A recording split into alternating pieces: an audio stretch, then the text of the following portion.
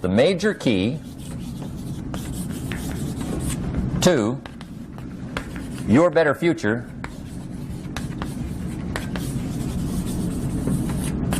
is you. And I'd like to have you underline two words just to give it some added punch. Underline the word major and the word you, so that it reads, the major key to your better future is you. Many things used to puzzle me back in those early days. I used to wonder why two people could work for the same company, one make twice as much money. Now see, that used to puzzle me. And maybe they were the same age, graduated from the same school, live in the same community, work for the same company, with the same products and the same services. They've got the same traffic, the same problems, and one makes $1,000 a month, the other one makes $2,000 a month. Now that was my puzzling question. Why would this long list be the same and the money twice as much? Why would one person do twice as well, 3 times as well? Speaking economically. Now I know there's more than one way to do well. I understand that. But in this little narrow area called compensation, what's the difference? I thought, well, maybe time makes some of the difference, right? Some people do better because they have more time. Now that's got to be dumb, right? Number one, you can't get somebody else's time. A guy says to me one time, he says, you know, if I had some extra time, I could make some extra money. I said, then forget it. There isn't any extra time. Hey, when the clock strikes 12 midnight, that about wraps it up, right? I mean, you can look around the gongs there for a little more, but it's over. You say to the guy, what are you doing? He says, I'm looking for extra time. See, they'll come and take you away, right? There isn't any more time. Now, if you can't get more time, which you can't, what could you get more of that would make a difference in economic results? And here's the key word. Make it a part of your notes. We're going to consider it tonight. The word is value. Bringing value to the marketplace. That's how you get paid. You don't get paid for the time. I know it takes time to bring value to the marketplace, but you get paid for the value, not the time. Now, since that's true, here's one of the key questions of the evening. Is it possible to become twice as valuable at the marketplace and make twice as much money in the same time? Could you become 3 times as valuable? Make 3 times as much money in the same time? Is that possible? The answer is yes, if. And it's always if, right? Life is known as the big if. Harry Truman once said, life is iffy. How true. And here's the big if we're going to consider it tonight. It's possible to do much better at the marketplace if you go to work primarily on yourself. Learning to work primarily on yourself. People have asked me for the last 24 years, how do you develop an above-average income? And the answer is, become an above-average person. Develop an above-average handshake. Some people want to be successful, they don't even work on their handshake. As easy as that would be to start on. They let it slide, they don't understand. Develop an above-average smile. Develop an above-average excitement. Develop an above-average interest in other people. Develop an above-average intensity to win. See, that'll change everything. And Mr. Schoaf gave me probably the greatest clue he gave me when I first met him. He said, Jim, if you want to be wealthy and happy the rest of your life, just learn this lesson well. He said, learn to work harder on yourself than you do on your job.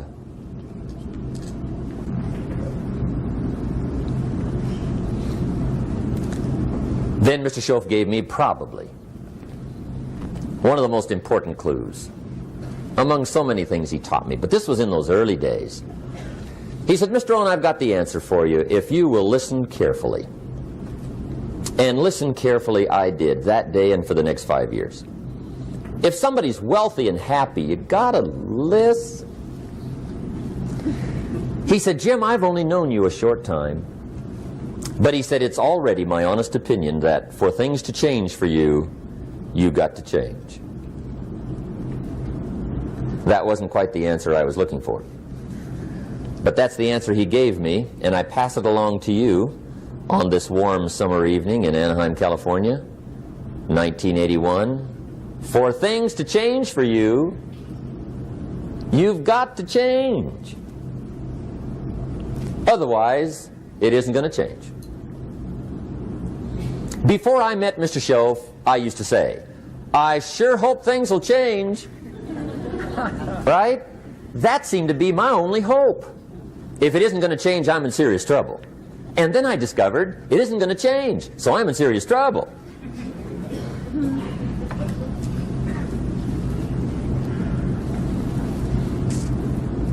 See, I can tell you what the 80s are going to be like. You have dropped into the right place. I did a seminar one time for Standard Oil executives and management in Honolulu. And we're having a conference one day around this big conference table. And one of them said to me, Mr. Rohn, you know some fairly important people halfway around the world. What do you think the 80s are going to be like? I said, gentlemen, I do know the right people. I can tell you. So they all listened very carefully. And I said, gentlemen, based on my wide experience, I can really honestly say to you, in my opinion, in the 80s, it's going to be about like it's always been. Aren't you glad you came? That's inside. I don't pass that around just everywhere. Now, of course, I said that to make a point, but I also said it because it's accurate. It's going to be about like it's always been. It isn't going to change.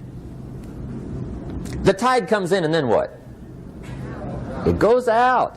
For 6,500 years that we know of, recorded history, and probably long before that. So it is not going to change.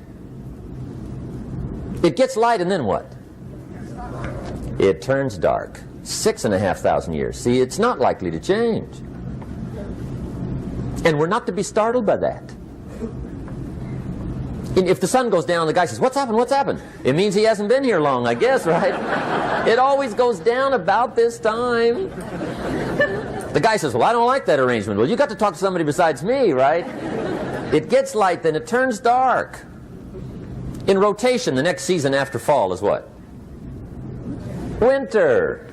Pray tell, how often does winter follow fall? Every year regularly for the last 6,500 that we know of. See, it is not going to change. The man says, well, if it isn't going to change, how will my life ever change? Answer, when you change. Next, keep a journal. Don't trust your memory. If you're serious about becoming wealthy and powerful and sophisticated and healthy, influential, cultured, unique, keep a journal. Don't trust your memory. If you listen to something valuable, write it down. If you come across something important, write it down. Write it down. Now, I used to take notes on pieces of paper and torn off corners and backs of old envelopes and restaurant placemats and long sheets and narrow sheets and little sheets and pieces thrown in a drawer. Found out, best way, keep a journal. I've been keeping these journals now since age 25. If you got a glimpse of Mr. Rohn's journals, you'd have to say he is a serious student.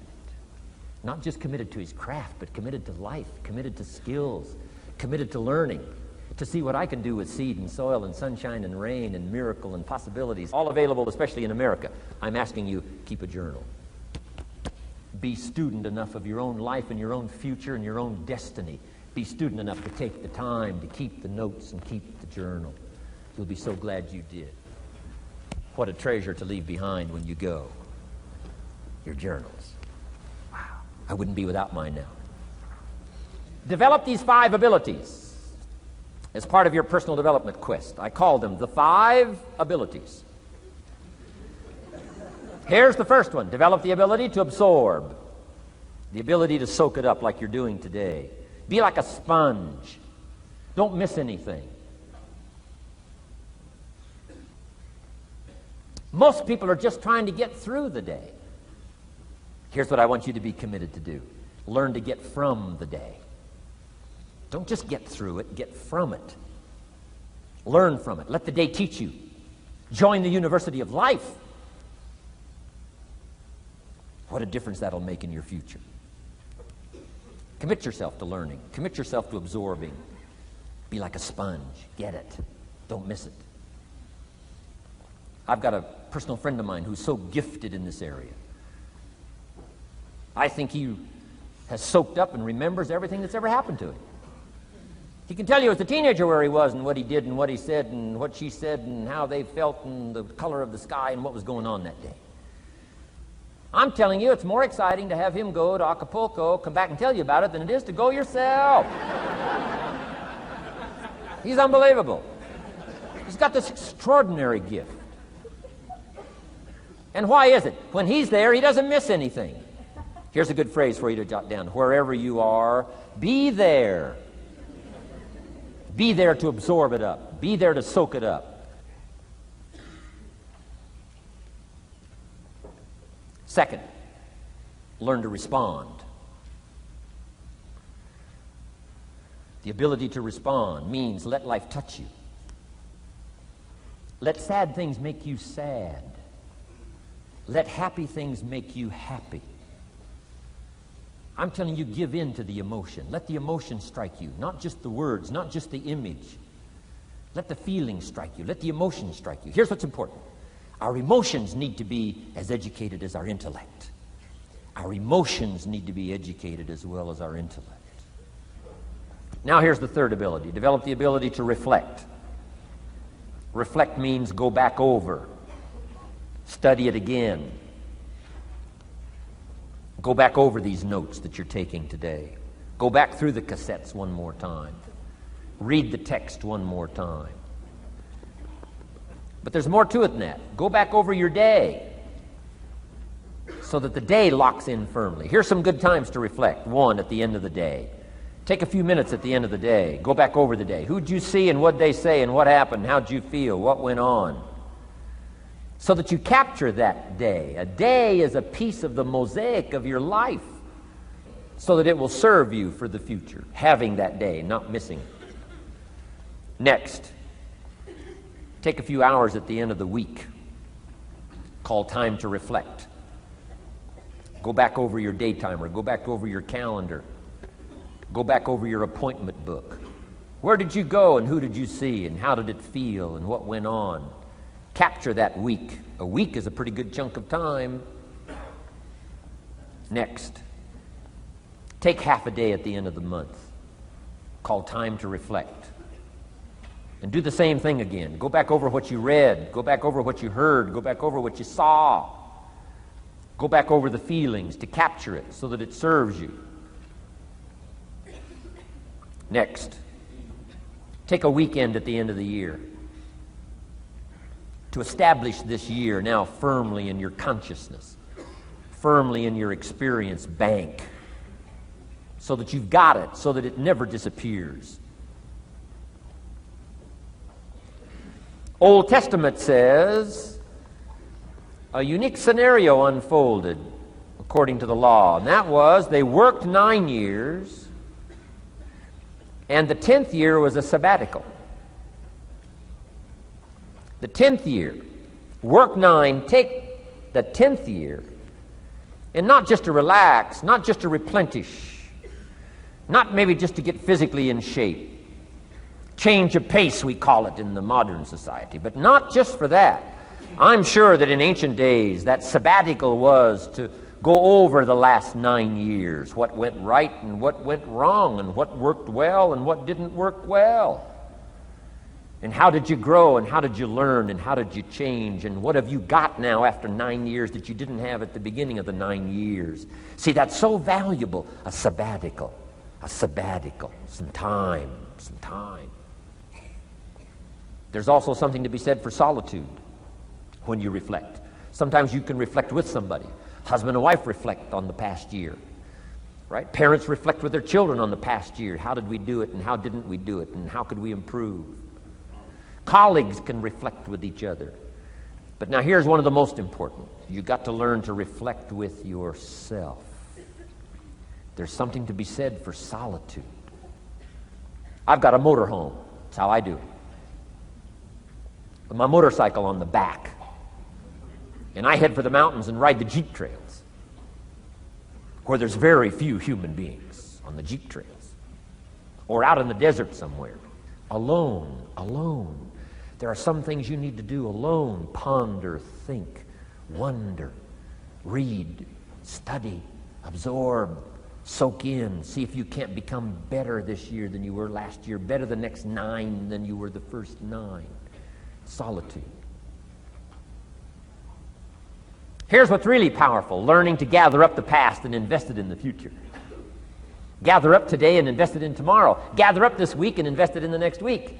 Gather up this year and invest it in the next year. See, that's so powerful, rather than just hanging on one more year, hanging in there, seeing what's going to happen. Learn, study. This is part of the personal development quest, becoming better than you are, more valuable than you are, not just in terms of economics, in terms of motherhood, in terms of fatherhood, in terms of being a better brother, a better colleague, making a better contribution to the family, to society, to the community, to the church, to the office, to the commitment, to the partnership. Doesn't matter what it is that has value. Work on yourself, then you bring more value to the partnership, to the marriage, to the franchise, to the corporation, to the enterprise, to the community, to the nation. Self-development, personal development. The best contribution you can make to someone else is self-development, not self-sacrifice. Self-sacrifice only earns contempt. Self-development earns respect. Here's number 4, develop the ability to act. Take action. Not hasty if it isn't required, but don't lose much time. Here's the time to act: when the idea is hot and the emotion is strong. That's the time to act. You say, Mr. Rohn, I'd like to have a library like yours. See, if you feel strong about that, what you got to do is get the first book and then get the second book before the feeling passes and before the idea gets dim. Because if you don't, here's what happens. We call it the law of diminishing intent.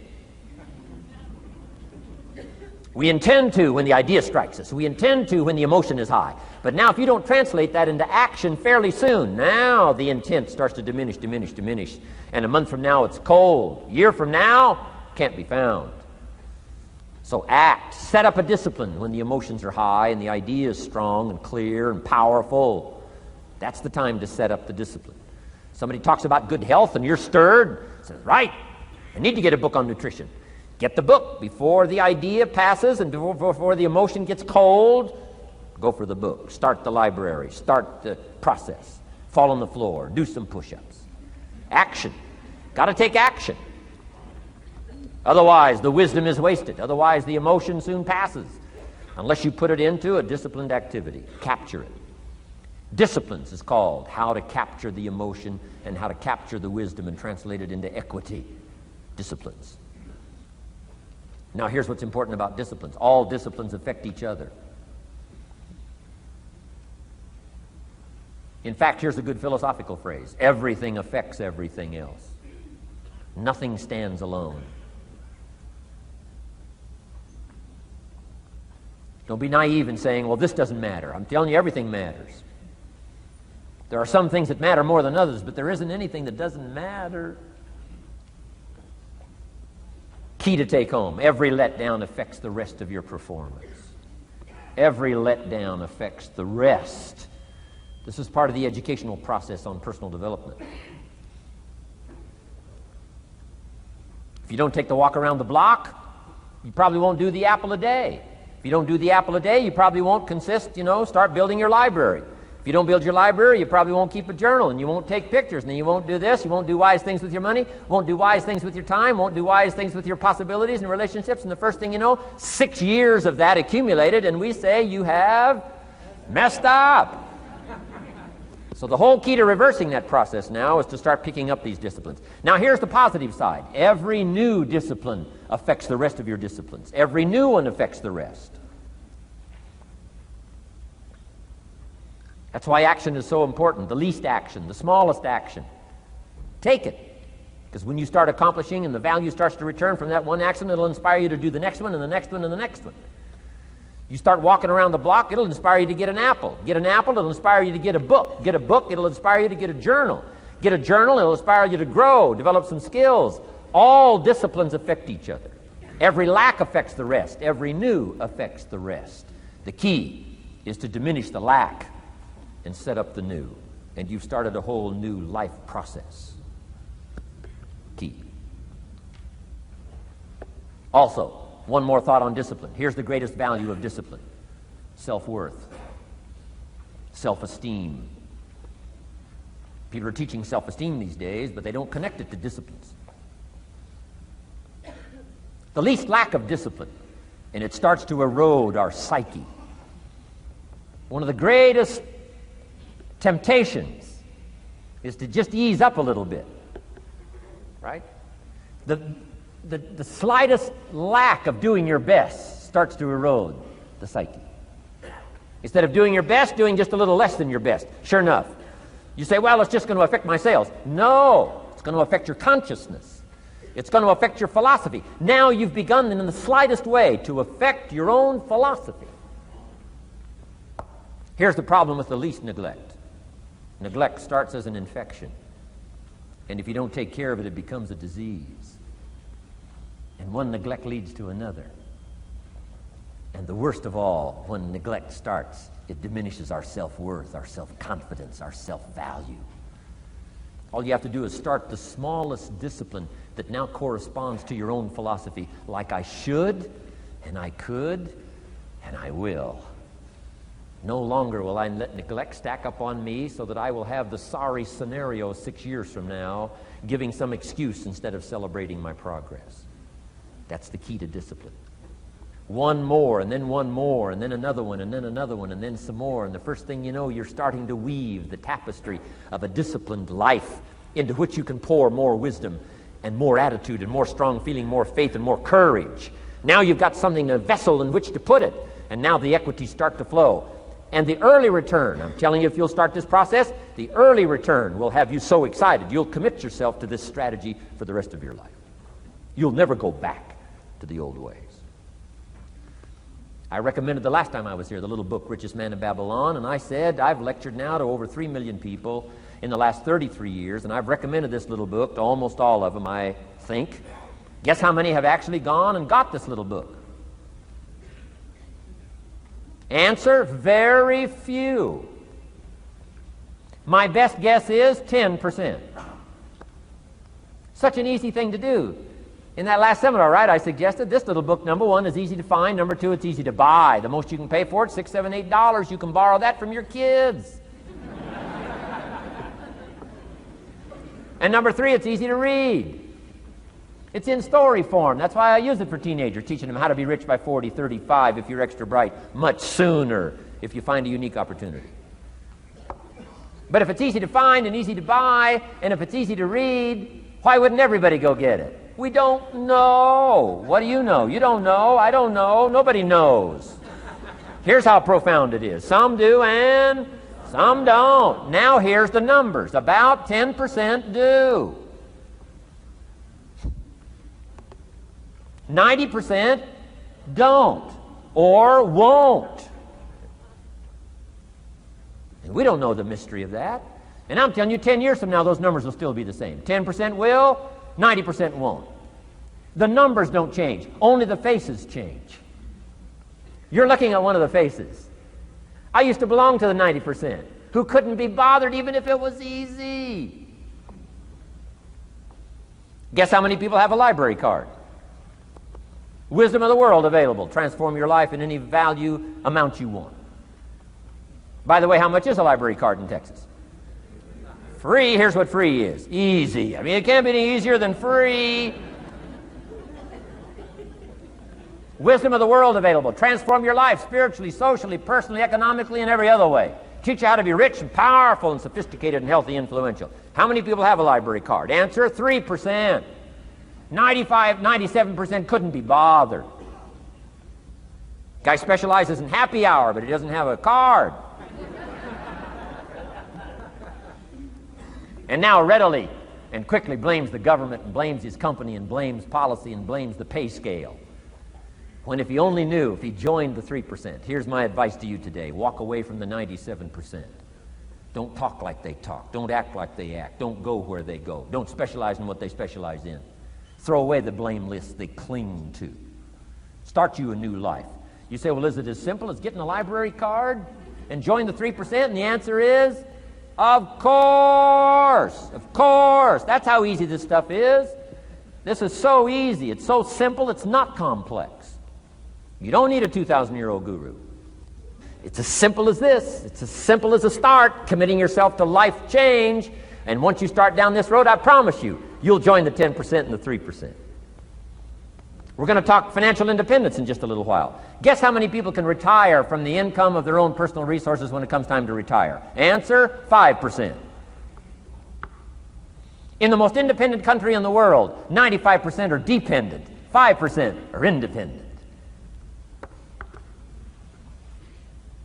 Take charge of your own retirement. I'm telling you, if you take charge of your own retirement through personal development and all these skills we've taught today, plus what's coming up, financial independence, I'm telling you, take charge of your own retirement, you can multiply it at least by 5, maybe by 10, maybe by 20, maybe by 100. Let the government take care of it, some company take care of it, you got to divide by 5. Take charge of your own life, take charge of your own day, take charge of your own conversation, take charge of your own family, take charge of your own possibilities. And learn these skills, develop this kind of strategy, and I'm telling you, life will open up for you. Join the 3%. Join the 10%. Join the 5%. Walk away from the 95%. In our Leadership Weekend we teach, find out what poor people read and don't read it.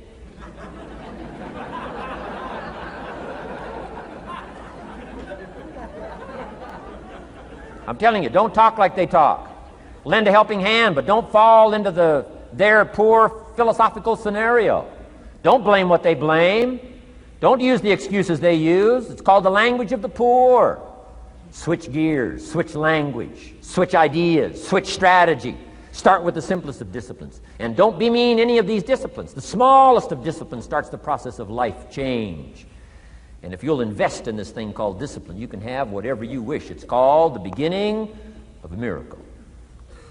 Now here's the last clue on discipline. Do the best you can. We covered earlier, but here's a good scenario for the do the best you can.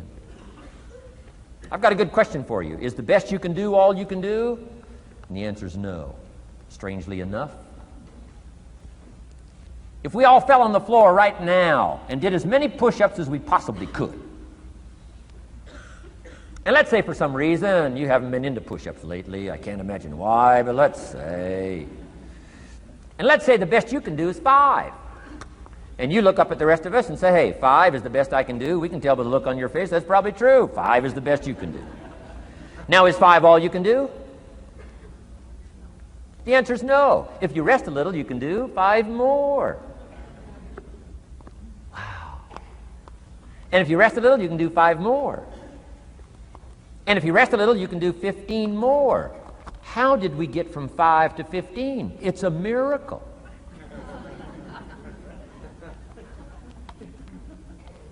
And if you rest a little, you can do 15. Rest a little, you can do 15. Rest a little, you can do 20. How did you get from 5 to 20? It's a miracle.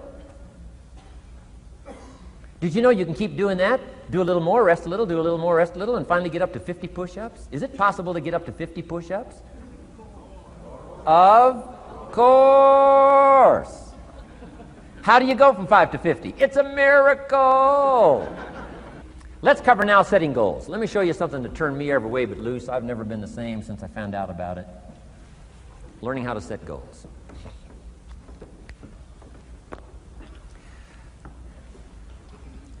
Not long after I met Mr. Schoaf, we're having breakfast one morning. Mr. Schoaf said, Mr. Rohn, now that we've gotten acquainted, we know each other fairly well, he said, maybe one of the best ways I can help you, he said, let me see your current list of goals. Let's go over them and talk about it. And I said, what? I don't have a list. He said, well, Mr. Rohn, if you don't have a list of your goals, he said, I can guess your bank balance within a few $100. Which he did. And that got my attention. I said, you mean my bank balance would change if I had a list of goals? He said, drastically. So that day I became a student of setting goals. And I've used it to dynamically affect my life. I've taught it to some of my business colleagues. We use it to do business around the world. Setting goals. It can turn out to be a drama for your life. Here's what goals are. Your vision of the future. Your vision of the future. Now, there's two ways to face the future. One, with apprehension. Number two, with anticipation. Guess how most people face the future? With apprehension. Why? Major reason why. They don't have it well designed. They've left the design of their future to somebody else. And if you don't make plans of your own, guess what? You'll probably fall into someone else's plans. Guess what someone else may have planned for you? Not much. You got to make a list of this not much stuff. I'm telling you, people all their lives count on this not much list. If all of your negative relatives all turn positive, what will that do for your future? Not much. If prices come down a little, what will that do for your future? Not much. If the economy gets a little better, what will that do for your future? Not much. If circumstances get a little better, what will that do? Not much. If the weather gets a little better over the next few years, that'll do. Not much. I mean, you could go right down this whole scenario list. Most people all their lives, with their fingers crossed, count on this not much list. That's why 10 years from now, they'll be driving what they don't want to drive, living where they don't want to live, wearing what they don't want to wear, doing what they don't want to do, having what they don't want to have, maybe become what they didn't want to become. And it all starts by counting on something that's not going to count much. You say, well, then how can my life dramatically change? You got to count on yourself. And here's one of the things you got to count on: your ability to design the future. It's called the promise. And the promise of the future, if you'll design it well, can have an awesome effect on your life. But if you face the future with apprehension, you'll take hesitant steps all day, uncertain steps all day. And if you take uncertain steps all day for 6 years, you can imagine how empty your life can be. We've got to help our kids with the promise of the future. Now here's what's connected to the promise: the price. The price to pay. But I'm telling you, the price is easy if the promise is clear. One of the better notes to make for today. The price is easy if the promise is clear and powerful. But the price seems almost too much to pay, too much to get over, too much to accomplish if the promise isn't clear, if the promise isn't powerful. I'm telling you, kids will pay the disciplines if they can see the promise. One of our biggest challenges as parents in the 90s is to help our kids see the promise of the future. That's why I'm teaching financial independence, how to become wealthy and powerful and sophisticated and healthy and unique. All of the stuff kids would hope to go for. It's all possible. This is America. That's the promise of the future. The price, a few simple disciplines practiced every day. And I'm telling you, the kids will pay the price of the simple disciplines if they can see the promise of the future. But if they can't see, they don't want to pay. And the same is true of all of us. We will pay the most extraordinary disciplines if we can see the promise of the future, called setting goals. So I'm asking you to get a handle on the future. I'm asking you not to leave it to anyone else. Don't leave it to the company. Company's got their own goals. I'm asking you to set your own goals, your personal goals. Income goals and financial goals and health goals and spiritual goals and where do you want to go and what do you want to do and what do you want to see and what do you want to be. That's it. Promise of the future. Design your own future. It's within your hands and your capacity to do so. Here's how simple now goal setting is. It's not mysterious. You don't have to anchor, you don't have to focus, you don't have to visualize, none of that stuff. Here's how simple goal setting is. Changed my life. Decide what you want and write it down. I mean, that's how profound this stuff is. Decide what you want and write it down. Make a list. Where do you want to go? What do you want to do? What do you want to see? What do you want to be? What do you want to have? What do you want to share? What projects would you like to support? What would you like to be known for? What skills would you like to learn? Some extraordinary things you'd like to do, ordinary things you'd like to do. right? Silly little things you'd like to do, very important things you'd like to do. Decide on all that stuff and write it down, write it down, write it down. That's how simple this stuff is. And it's your own private list. If it's really private, you know, on your list, put some stuff in code where nobody can understand it if this list fell into unfriendly hands. Okay. And simple things, whatever. Foolish things, doesn't matter. It's your list. I had a little revenge on my first list. Budget finance, who used to harass me. I got 2 or 3 payments behind. This one guy called incessantly. Said, we're going to come get your car, drag it rear end up down the street in front of your neighbors. Put me down something fierce. When I met Shof, got my life straightened out, one of the first things on one of my lists was budget finance. And when I finally got the money, I needed a little drama in my life. Finally got the money to pay him off. I put it in small bills in a big briefcase. Walked into the budget finance office on Wilshire Boulevard in Los Angeles. The guy who harassed me so often, his desk was about 3 back. I opened the door, walked in, right up to his desk, stood right in front of him, never said a word. He said, well, what are you doing here? Didn't say a word. I opened up this briefcase, dumped this pile of money all over his desk. I said, count it. It's all there. I'll never be back. Turned around, walked out, slammed the door. Now that might not be noble, but you got to try it at least one time. Pay off with a little drama.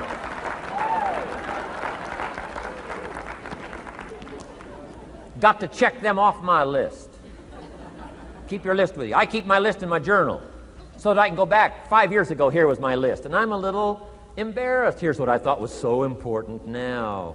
How my philosophy has changed. From 10 years ago, 5 years ago, 3 years ago.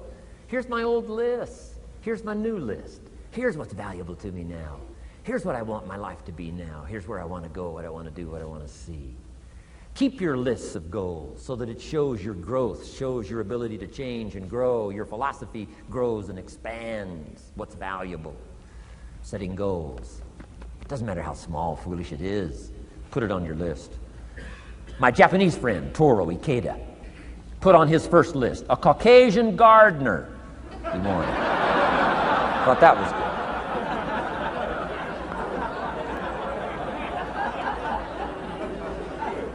I like that.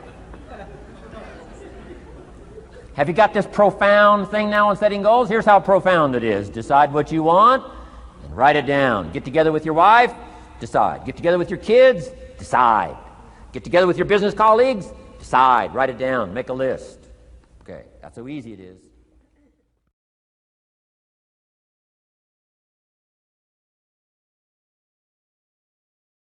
Now jot this one down on time management. When should you start the day? As soon as you have it finished. If you've planned a good, productive day, now you start that day. You can't believe how much more valuable your time will be. Don't start the day until you have it finished. Now here's the next one. Don't start the week until you've had it finished. Now to lay out a week is a pretty good challenge. Next, don't start the month until you have it finished. The places to go and the people to see and the productivity and the sales and the customers and the development and all the rest of what you want to accomplish during the course of 30 days. Don't start the month till it's finished. And then here's the big one. This is really challenging. Don't start the year until you have it finished. To the best of your ability. It can't be finished like minute by minute. But in terms of the sweep of what you want to accomplish, make sure that that's set and ready to go by the time January 1st rolls around. Because remember now, you don't have to do anything. Someone says, well, I got to get a handle on my time. And the answer is no, you don't. If you want to let it all go, you can let it all go. Here's another big one. Learn to say no. I'm telling you, in such a social society we have now, it's so easy to try to be a nice person, saying yes, yes, yes to everything. Find yourself overloaded. Now you got to call and make the, well, gosh, you know, all the time it takes to back out of something that you said yes to too quickly. Here's what might be better. I don't think so, but if that changes, I'll call you. Little things you can use not to overcommit yourself. Now, here's a big one on time management. When you work, work. When you play, play. Don't mix the two. Don't work at play. I used to take my family to the beach and I would bring my briefcase.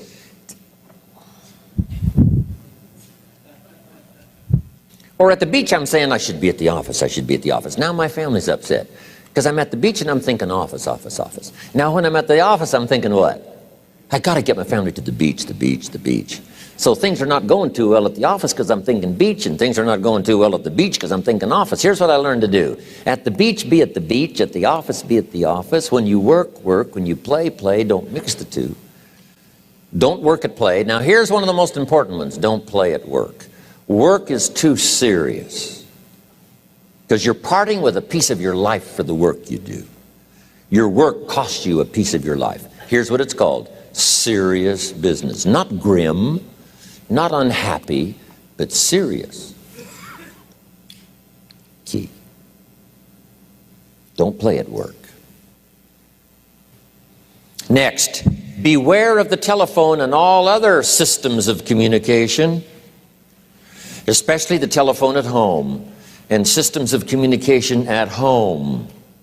Let all communication systems serve you, but don't let them intrude. When it comes time to have dinner with your family, you shut off all systems, unless the ones that can take messages silently. So you can't reach John and his family when he's having dinner. The President of the United States couldn't get through. If you develop that kind of a reputation, father, mother, when we have dinner, when we're visiting and have this time with our family, nothing intrudes. So don't let these clever little devices keep intruding. You've got to have a place that's sacrosanct. It's valuable. You don't let anything in for that period of time. Okay. Just be more alert to the things that might be stealing your time. You must designate your time, and some of the time that you designate, you must not let anyone steal. Casual time, you might let someone intrude and steal a little bit and take a little bit, but not serious time. Key. Next, one of the great time management savers is to learn to ask questions up front. Sometimes you talk to somebody for an hour, and then you ask questions and find out if you would have asked those questions up front, you could have saved yourself an hour. Asking questions up front helps you to get to the problem now. But if you just launch into some discourse, you might waste 30 minutes, waste an hour, when here's what you should have been talking about. After you finished an hour, you say, John, what's really the problem? He said, well, it's something personal. See, that's what you should have been talking about this whole hour. Key. Next, learn to think on paper. Now we're going to take a break. Some ways to think on paper. One, we've covered one. Solving problems. Take it out of your head and put it on paper. Another one is setting goals. Making these lists we've already started. Here's another good way to think on paper. It's a projects book.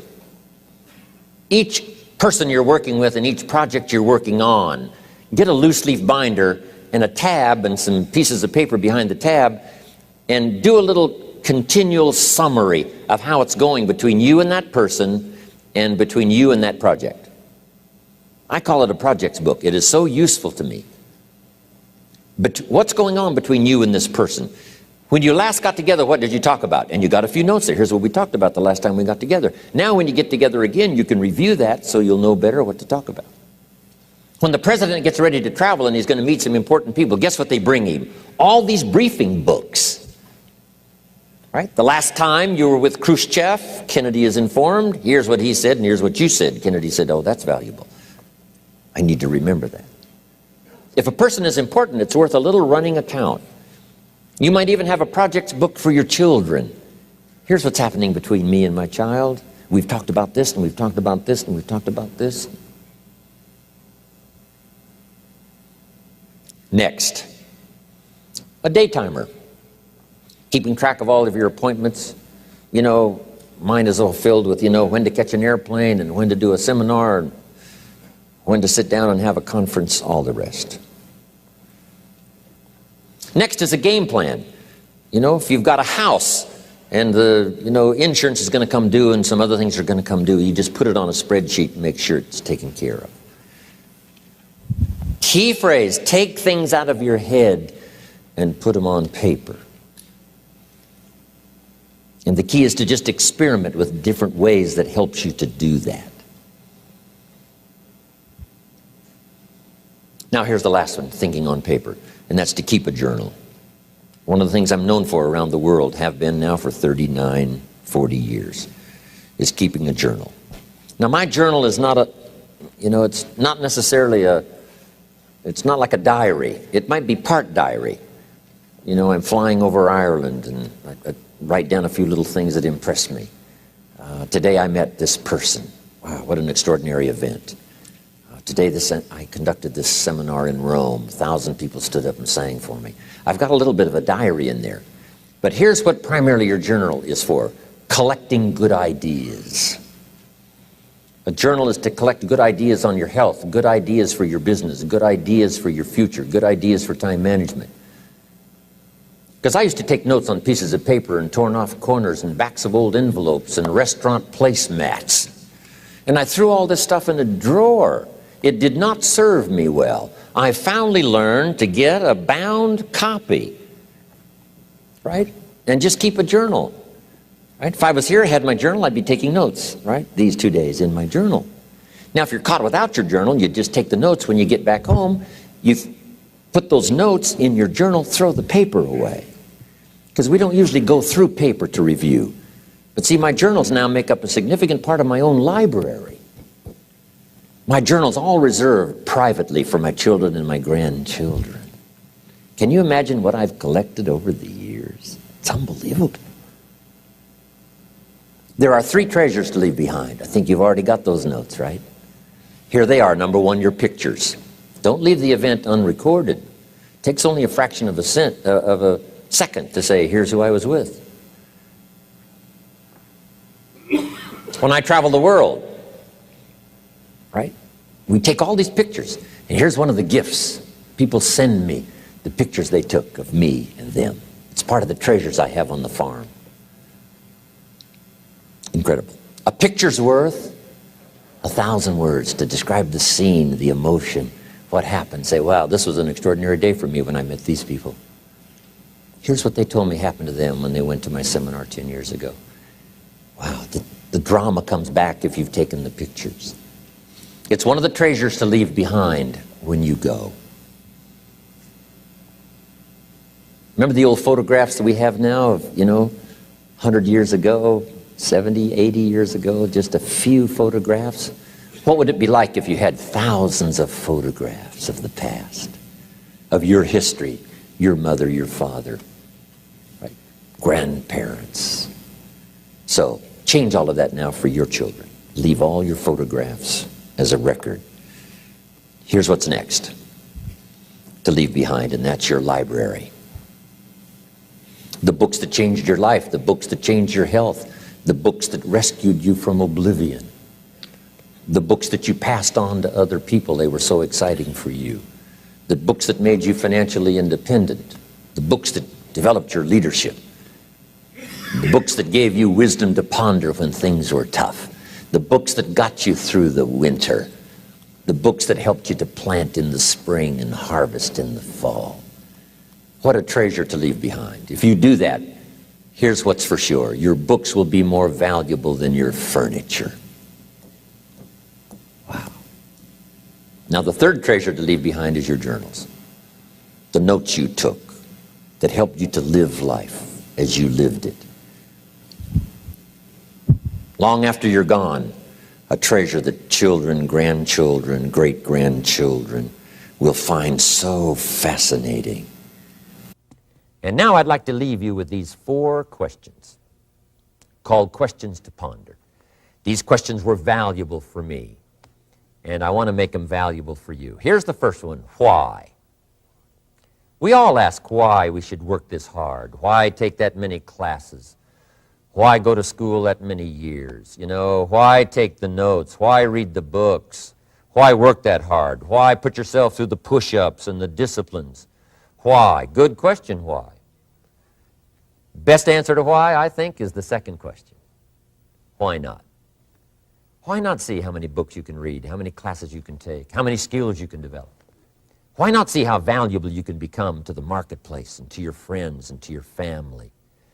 Why not see what you can make of yourself? Why not see how far you can go, how much you can see, how much you can earn, how much you can share? Why not?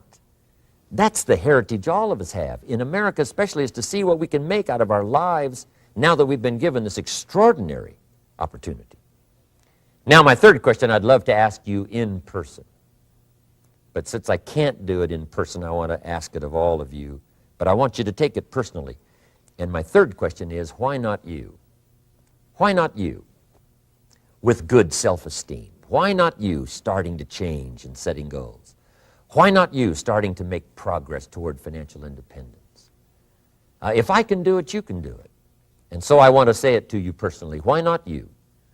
You've got the brains, you've got the stamina, you've got the vitality, you've got the interest, you've got your life ahead of you, you've got the future. You can do it. If anybody can do it, you can do it. If one of us can do it, hey, we all can do it. And now here's my last question. Why not now? This is a good time as the 20th century starts to wind down, a few more years as we get ready for century 21. What a good time to set your goals, work on yourself, work on your skills. What a good time to get it together. What a good time to start this process. Personal development, growing, changing, developing, having a good plan for your money and for your life and for your future. Why not now? And I hope I have a chance to see you one of these days and share with you the experience, the reaction, the response you might have had from my message today. I wish you the best. I want all that I've gotten to be yours and much, much more. God bless. Goodbye.